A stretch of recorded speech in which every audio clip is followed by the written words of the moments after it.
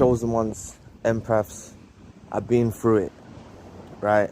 You feel defeated. You feel like the narcissist won. Some of you, you know, you're in deep bouts of depression. You're really battling, right? But you have to know that the narcissist is furious with you. The narcissist is furious with you.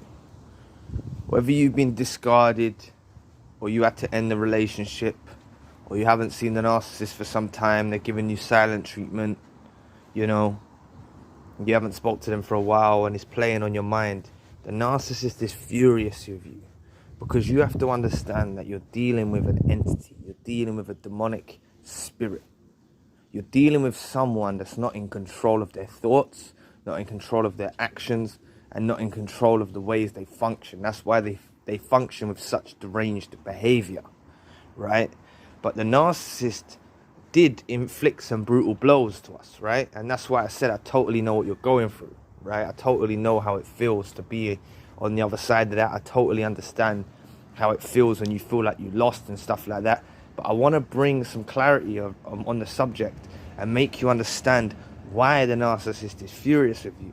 And hopefully by the end of the video, I would have shed some light on that, because that's what I like to do in my videos, is shed some light from an alternative perspective and give you answers that you don't necessarily hear from other platforms, other channels, you see, because they always glorify the narcissist as if they're this supreme being that masquerades through life. They harm everyone in their way and there's no repercussions. But on my channel, I like to focus on the details and exploit their weaknesses. So anyway, please press the like and the subscribe button. Help your brother out. Take 2 seconds of your time. Thank you. But the narcissist is furious with you because they anticipate a lot. They're very premeditated.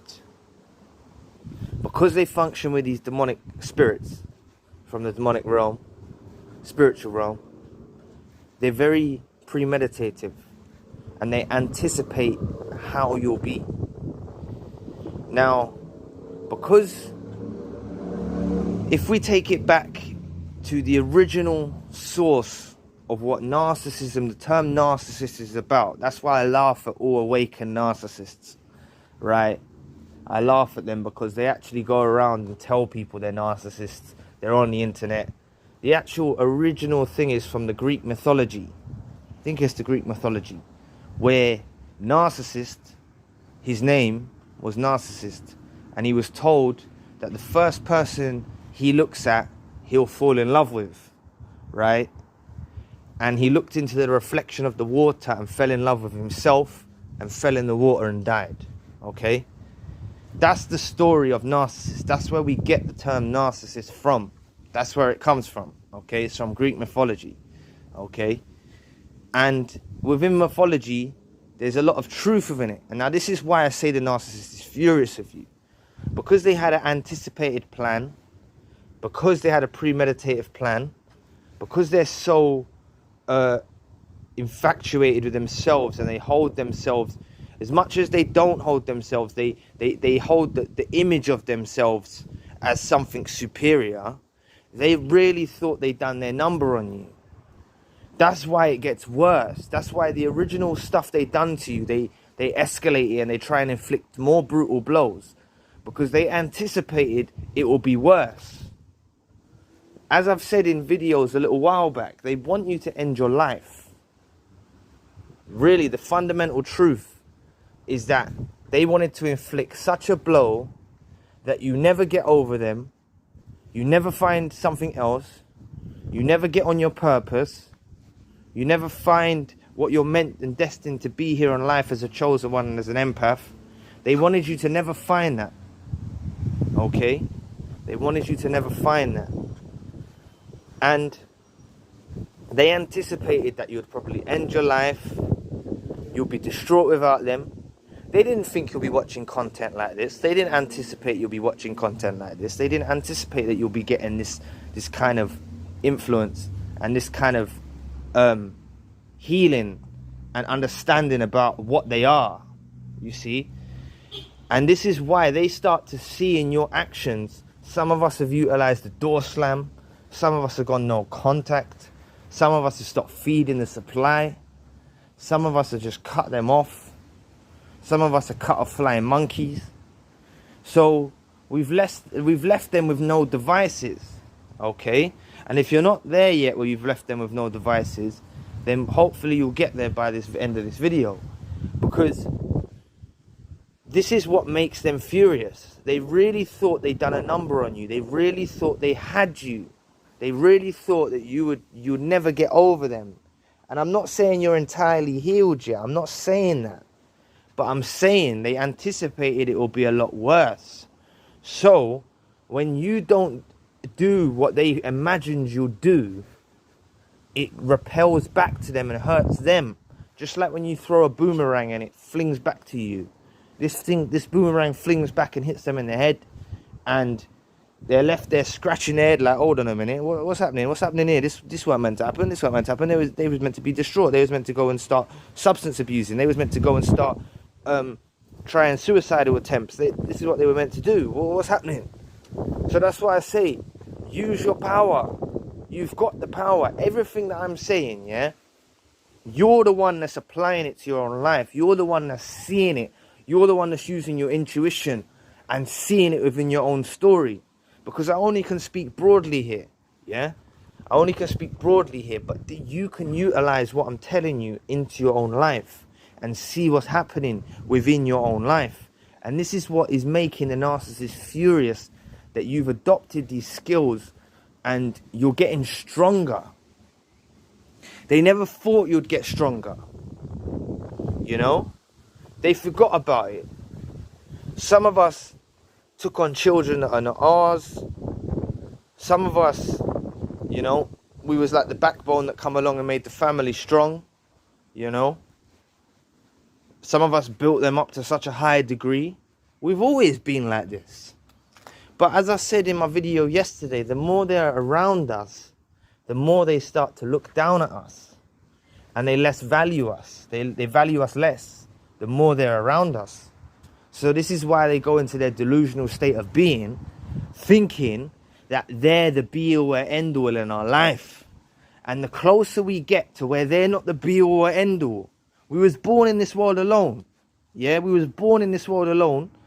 And unless you're involved in a car accident or something like that, or some kind of thing when you're in a natural disaster together at the same time and you both die at the same time, it's more likely that some illness or some afflictions will hit you later in life, like, and you'll go by natural causes or some kind of way like that in your own timing. Yeah, so we're born in this world alone and we die alone. So the only reason that you'll be feeling that life is worthless without them, or you can't function without them, is because they've trauma bonded you. And that trauma bond is a demonic soul tie, that I like to call it.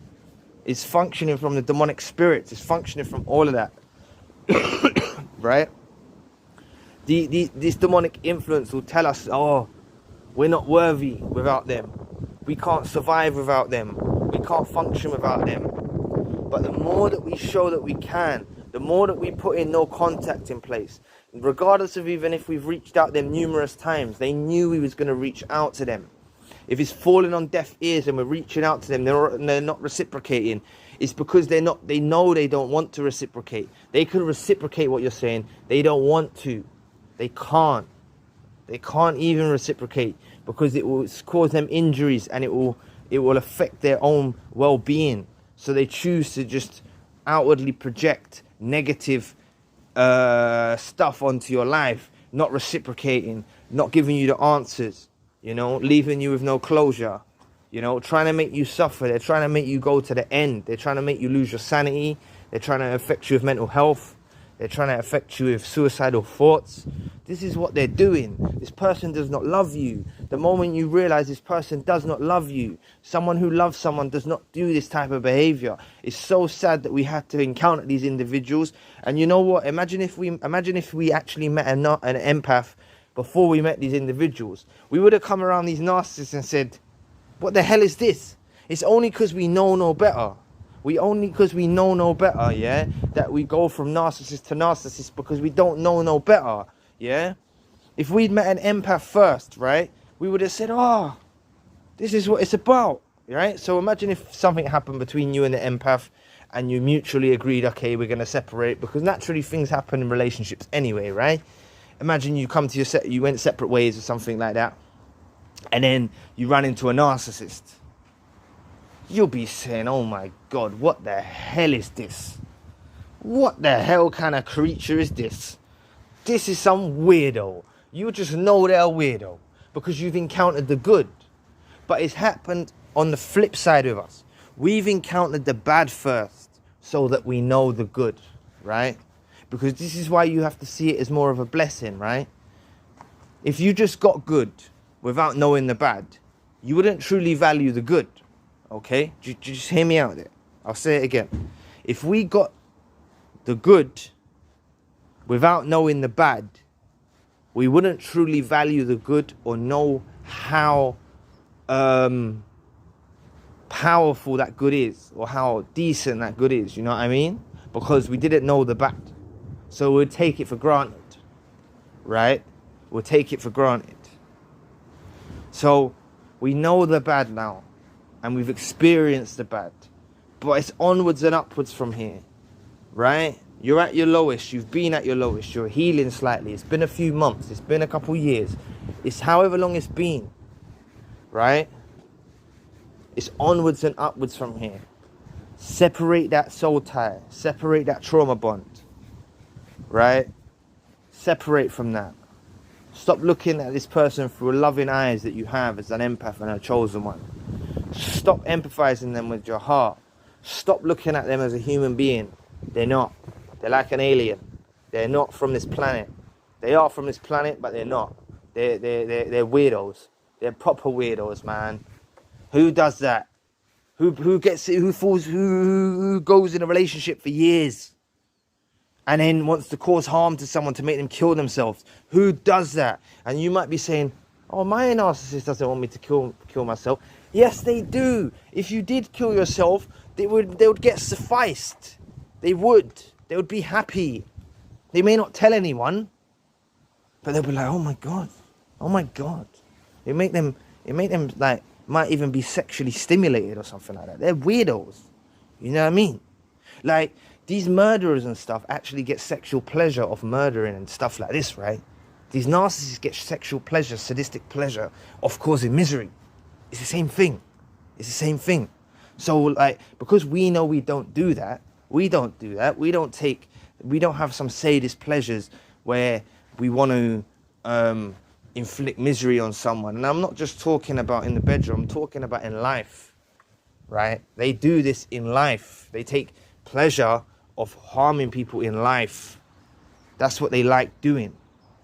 So if they saw you bring harm to your own self, whether that's through suicide, whether that's through abusing drugs or alcohol or falling into really toxic patterns in life, because this happens to chosen ones and empaths. After encountering the dark side, we start to look for a pain, like something to apply as a band-aid, something to apply as you know, to help us deal with the pain. And a lot of the quick fixes are drugs and alcohol and things like this, and that's not the way out. That's not the answer. I'm not saying it. So everyone likes to have a drink or something like that. That's okay. If you want to have a drink, that's fair enough. But I'm saying just don't abuse anything. Don't abuse any substances. You know, people do dabble in stuff. I'm just saying don't abuse anything. Yeah, don't become reliant on these substances to help you cope with the pain of the narcissist. Yeah, but just know the narcissist is furious with you. They're furious, and it really, really grates on them to see. That's what you've got to see: the balls in your court, the powers in your court, because they anticipated a lot worse for you. And you're not there yet. So don't fall into their hands. Don't fall into what they wanted for you. Don't fall into it. I'm telling you. Time doesn't heal. But as we go through time, we learn how to deal with this. And it is God molding us. It is the universe shaping us. It is actually defining us to be a better human being. To be stronger. To be more resilient. To know the bad. So we recognize the good. It's like we're guided. You know, we're guided. Have you heard that? I don't know if it's a story or a song. I know it's to do with the Bible or something like that, but it's about footprints in the sand. And there were footprints in the sand, 2 pairs of footprints, I think, in the sand. walking, and then there was only one pair of footprints in the sand, and that's because God ended up picking up the person and walking and carrying them. And that's what I'm trying to say. I don't know, I didn't really tell you that story very well, but I hope you get the gist of it. If you type in footprints in the sand, you'll see what I'm on about, right? And I'm not saying if this is not your religion or something like that. I'm trying to say we can gain knowledge from all scriptures, and that's why I even mentioned the mythology with Narcissist, who fell in love with the reflection, right, of himself, yeah, which is what the term comes from. So I'm just trying to say we can gain wisdom from various areas in life and stuff like that, right? And just know the narcissist is very miserable, and they're furious. They're furious. Like when you're happy, it makes them miserable. When you're healing, it makes them furious. Okay? So once we know that we're dealing with someone who is on the flip side of everything that we feel, think, and touch, you know, we need to stay with that. We need to do the opposite of what they want us to do. We have to stop thinking that they want what's best for us. They never wanted what's best for us. Otherwise, we wouldn't be in this situation now. But we have encountered the bad, as I will say again. We have encountered the dark side. And now we've encountered that dark side. It's onwards and upwards. And when we get in touch with another empath or something like that, and we do abstain and refrain from rushing into new relationships straight away, everyone's got the time when it's meant for them. I'm not saying there's a fixed time to wait. I'm not saying that you have to wait this amount of time and you don't have to do. I'm just saying there's a time for everyone, and you'll know when the time's right. But feeling like you need to rush into a new relationship because you feel lonely, I'm afraid to say that's not the right time, because you'll fall into another codependent relationship. A lot of us suffer with codependency issues, and we suffer with this trauma bond. So just try and understand that what I'm saying in this message, and I hope that you've gained some clarity on it, that the narcissist is furious that you haven't actually caved in the way they thought you would. Even if you think you're at your lowest, they expected worse from you. So you're winning. You've got the upper hand. Okay? So anyway, I'll leave the video there. Please press the like and subscribe button, and I'll be back with another video soon. Peace. Oh yeah, and if you want a one-to-one session, you can find the details in the description box. I nearly forgot to say it. Anyway, catch you all soon. Peace.